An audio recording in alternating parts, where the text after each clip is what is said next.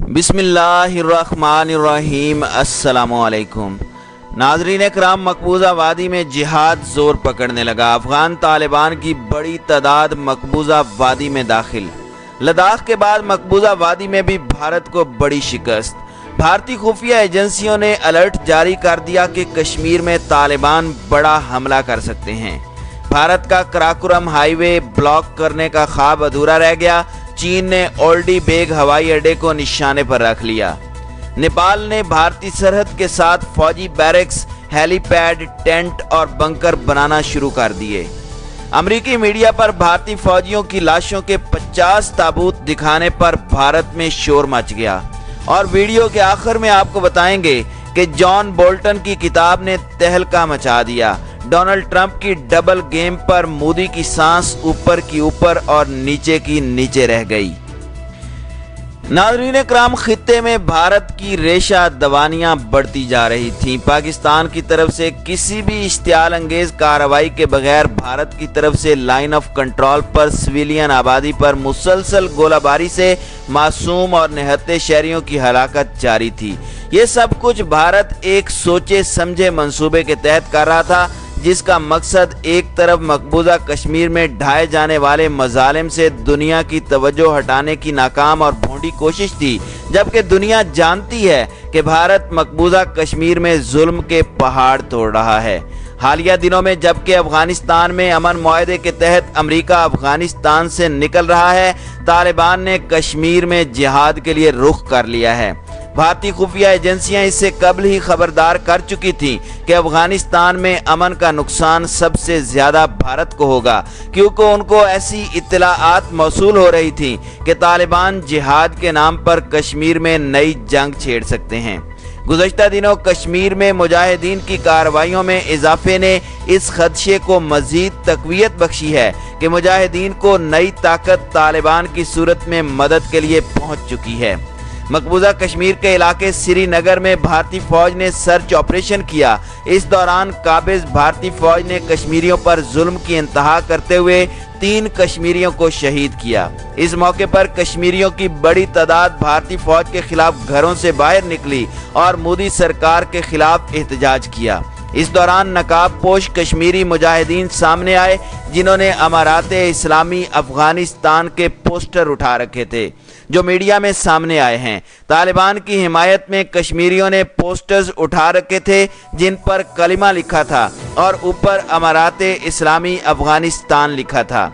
भारत तालिबान से इतना खौफजदा है कि वो मुख्तलिफ औकात में पाकिस्तान के खिलाफ हर्जा सराई करता रहता है कि अब पाकिस्तान तालिबान को मकबूजा कश्मीर भेजेगा।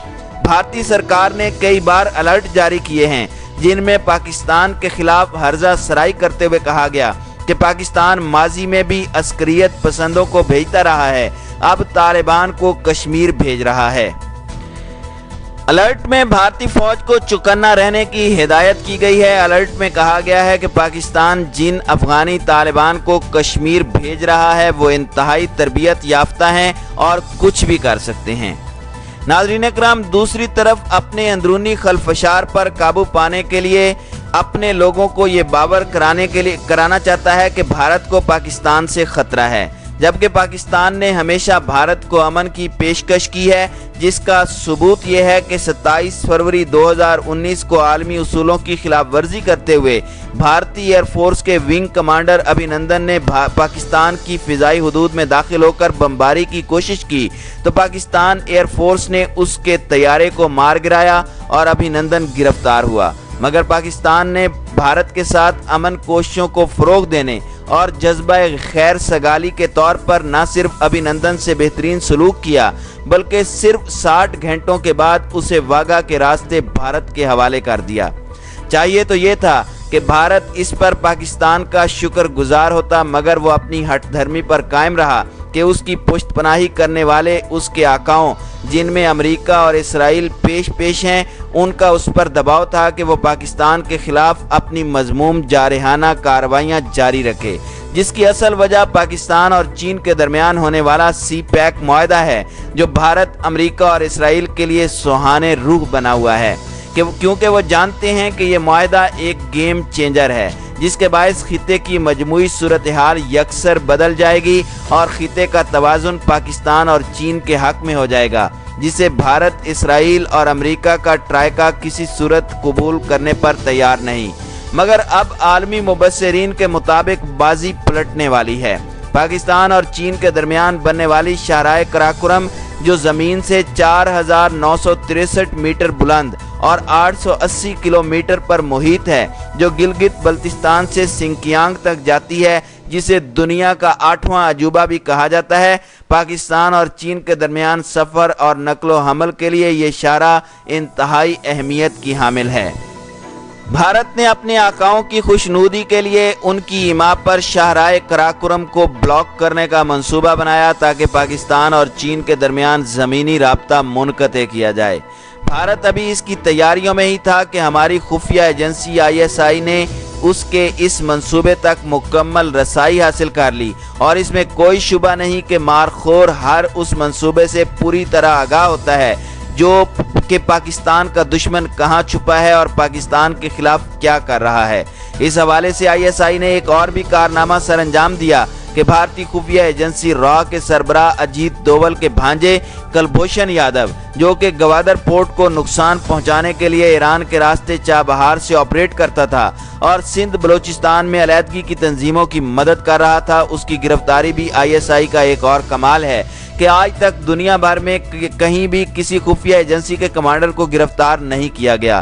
ہاں، نچلی سطح کے عہدیدار اور مخبر پکڑے جاتے ہیں، جس پر مارخور کو خراج تحسین پیش کرنا بہت ضروری ہے۔ مارخور نے بھارت کے اس منصوبے سے ارباب اقتدار کو آگاہ کیا، جس کے مطابق پاکستان نے اس حوالے سے ضروری اقدامات شروع کر دیے، جس میں پاکستان کا دشمن ٹرائیکا بالکل بے خبر تھا۔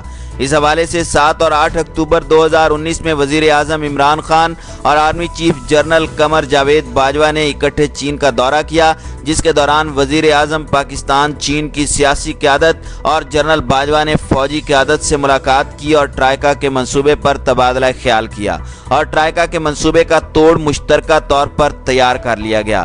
بعد ازاں ان میں کچھ دیگر امور طے کرنے والے تھے۔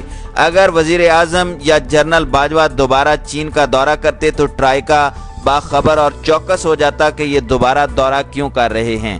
لہذا اس حوالے سے 16 مارچ 2020 کو صدر عارف علوی نے چین کا دورہ کیا، جو بظاہر کرونا وائرس کے حوالے سے تھا، اور پھر پاک چین مشترکہ حکمت عملی تیار کر لی گئی۔ مشترکہ حکمت عملی کے حوالے سے عرض کرتا چلوں کہ لداخ کے حوالے سے چین بھارت لوکل فورس کمانڈرز کی ملاقات ہوئی۔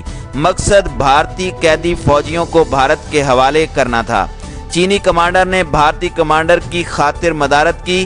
چائے ختم کرنے کے بعد چینی کمانڈر نے بھارتی کمانڈر کو کہا، ہاؤ واز دا ٹی؟ چائے کیسی تھی؟ اس سوال نے بھارتی کمانڈر کو ہلا کر رکھ دیا۔ یہ وہی سوال تھا جو بھارتی گرفتار ونگ کمانڈر ابھینندن سے پاکستانی افواج نے پوچھا تھا۔ گھبراہٹ میں جو جواب ابھینندن نے دیا تھا، وہی جواب بھارتی کمانڈر نے دیا کہ دا ٹی واز گڈ۔ اس حوالے سے زیرک اور صاحب دانش لوگوں کے لیے اشارہ کافی ہے۔ بجائے اس کے کہ بھارت شاہراہ قراقرم کو بلاک کرتا، اب کھیل الٹ گیا۔ لداخ میں کافی آگے تک چینی فوج کا قبضہ ہے، اور یہ وہ علاقہ ہے جہاں بھارت کی کشمیر سمیت 8 ریاستیں ہیں، جہاں طویل عرصے سے آزادی کی تحریکیں چل رہی ہیں، اور اب ان تحریکوں کا ثمر بارآور ہوا چاہتا ہے۔ ان ریاستوں میں تری پورہ، میزورام، منی پور، آسام، ناگالینڈ، خالستان اور کشمیر وغیرہ شامل ہیں۔ مودی سرکار انتہائی پریشان اور تشویش کا شکار ہے۔ دوسری جانب بنگلہ دیش نے بھارت سے کہا ہے کہ 1905 کے نقشے کے مطابق آسام اور بھارتی بنگال بنگلہ دیش کا حصہ ہیں، اس لیے انہیں واپس کیا جائے۔ نیپال کے ساتھ بھی بھارت کے تعلقات انتہائی کشیدہ ہو چکے ہیں، اور اس نے بھارتی سرحد کے ساتھ فوجی بیرکس، ہیلی پیڈ، ٹینٹ اور بنکر بنانا شروع کر دیے ہیں۔ نیپال کا دعویٰ ہے کہ اتراکھنڈ نیپال کا علاقہ ہے جس پر بھارت نے ناجائز قبضہ کر رکھا ہے، اور اس نے بھارت سے اپنے علاقے کی واپسی کا مطالبہ کیا ہے۔ 1980 سے جاری خالستان کی تحریک آزادی تیزی سے تقویت پکڑ رہی ہے۔ بھارت کے علاوہ اس کی شاخیں پوری دنیا میں قائم ہیں، اور ان کا مطالبہ ہے کہ خالصتان کو آزادی دی جائے۔ اور جہاں تک کشمیر کی تحریک آزادی کا تعلق ہے تو وہ اب پورے عروج پر پہنچ چکی ہے اور اس کا منطقی نتیجہ بہت جلد سامنے آ جائے گا، اور اب یہ طے شدہ بات ہے کہ بہت جلد بھارت کے ٹکڑے ہونے والے ہیں۔ کشمیر کے حوالے سے بعض ذرائع سے یہ بھی اطلاعات ہیں کہ چین نے بھارت سے کہا ہے کہ پاکستان کو مقبوضہ کشمیر کے حالات پر تحفظات اور تشویش ہے کہ اگر بھارتی افواج مقبوضہ کشمیر سے نہیں نکلتی اور مودی سرکار آرٹیکل 370 ختم نہیں کرتی تو چینی افواج مقبوضہ کشمیر میں داخل ہو جائیں گی، کیونکہ یہ بھی چینی علاقہ ہے جس پر بھارت کا ناجائز قبضہ ہے۔ تاریخ میں یہ پہلا موقع ہے کہ چین نے اس انداز میں کشمیر کی بات کی ہے۔ چین، پاکستان، بنگلہ دیش اور نیپال کے باہمی اتفاق پر بھارت اور مودی سرکار سخت پریشان ہے۔ ادھر بھارت کے اندر ایک نہ ختم ہونے والا انتشار ہے۔ عوام اور اپوزیشن پارٹیاں پہلے پاکستان کے ہاتھوں ابھینندن کی گرفتاری اور رہائی، اور اب لداخ میں بھارتی افواج کی پسپائی، بھارتی فوجیوں کی جانوں کا ضیاع اور گرفتاری پر مودی سرکار کی سخت الفاظ میں مذمت کر رہی ہے۔ اور امریکہ نے مودی، جسے ہمیشہ جھوٹ بولنے کی عادت ہے، اس بات پر اور پریشان کر دیا ہے کہ اس نے ٹی وی پر جھوٹ بولا کہ اس کا کوئی فوجی نہ تو چین کے ہاتھوں گرفتار ہوا ہے اور نہ ہی مارا گیا ہے۔ امریکی میڈیا نے بھارتی فوجیوں کی لاشوں کے 50 تابوت، گرفتار فوجیوں کی تصاویر، چین اور بھارت کے مقامی فورس کمانڈرز کی میٹنگز کے بعد چین کی جانب سے بھارتی فوجیوں کی بھارت کو حوالگی کے علاوہ سیٹلائٹ پر یہ بھی دکھا دیا کہ چین بھارت کے علاقے لداخ کے اندر کتنا داخل ہو چکا ہے، جس پر امریکہ نے سخت نوٹس لیا کہ مودی نے جھوٹ بولا۔ اس کے علاوہ اس پر بھارتی عوام نہ صرف مودی کو بلکہ مودی ٹرمپ دوستی کی بھی دل کھول کر مذمت کر رہے ہیں۔ ناظرین اکرام، اس جگہ اس بات کا تذکرہ بھی بھیجا نہ ہوگا کہ امریکی صدر ڈونلڈ ٹرمپ کے دوست جان بولٹن نے کتاب تحریر کی ہے جس میں اس نے لکھا ہے کہ امریکی صدارتی انتخابات کے دوران صدر ڈونلڈ ٹرمپ نے چینی صدر سے درخواست کی تھی کہ وہ انتخابات میں آگے آئیں اور الیکشن جیتنے میں میری مدد کریں، جسے پڑھ کر مودی کی سانس اوپر کی اوپر اور نیچے کی نیچے رہ گئی ہے۔ ٹرمپ نے ڈبل گیم کھیلی۔ جہاں تک افغانستان کا تعلق ہے تو اس کا معاشی، تجارتی، سیاسی اور امن عامہ کا سارا دار و مدار پاکستان پر ہے۔